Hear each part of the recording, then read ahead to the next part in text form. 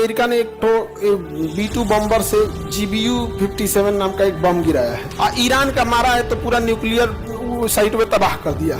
तो ईरानो बैल थोड़े था कि उसमें रखा था, एक को नहीं रखा था ईरान उसमें। वो मिसाइल है 14,000 kg का, 20 मंजिला इतना नीचे घुस जाता है और उसके बाद ब्लास्ट।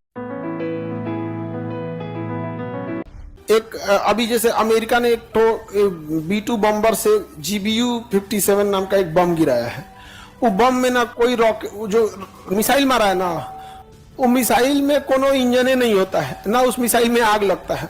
वो मिसाइल है 14,000 kg का। कितना केजी का? एक हाथी 1,000 किलो की होती है। वो कितना का है? 14,000 kg का।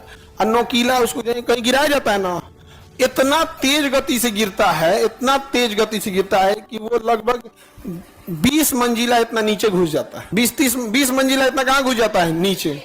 और उसके बाद ब्लास्ट करता है। अब उसमें डर इस बात का है कि अगर नॉर्मल मेटल का लगा दे तो उतना भारी इंपैक्ट को झेलिए नहीं पाएगा, टूट जाएगा। जैसे आप ईंटा गिराइएगा जमीन पे तो जमीन को धंसाने के बजाय खुद ही टूट जाएगा। लेकिन अगर वहीं ईंटे के जगह पे आप भाला फेंकिएगा तो भाला टूटेगा नहीं, घुस जाएगा अंदर, घुस जाएगा नहीं।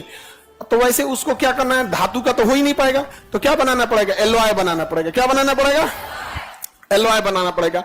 तो निकल एलॉय बनाता है। कौन सा एलॉय? निकल एलॉय।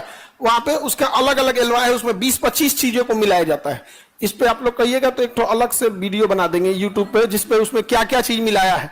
और ईरान का मारा है तो पूरा न्यूक्लियर साइट में तबाह कर दिया। तो ईरानो बैल थोड़े था कि उसमें रखा था, एक को नहीं रखा था ईरान उसमें, एक को नहीं रखा था ईरान। जब तुम 3 महीना से कह रहे हो उस पर हमला करेंगे, तो ईरान बैल है, एक को नहीं रखा था उसमें। अब ईरान को भी क्या करना चाहिए? जिस धातु का वो एलवाय गिर रहा है उसी धातु का नीचे ढलैया कर दे। नहीं समझे? जिस धातु का गिरा, अब लोहा को काट देगा? नहीं काट देगा।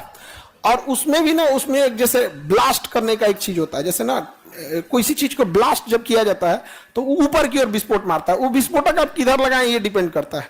तो पहले ढलैया करके ऊपर विस्फोटक लगा दे तो बाई द वे अगर गिरबो करेगा तो एक तो धातु रोक लेगा, दूसरा ब्लास्ट करेगा तो ये ऊपर इंपैक्ट क्या कर दे? फेंक देगा।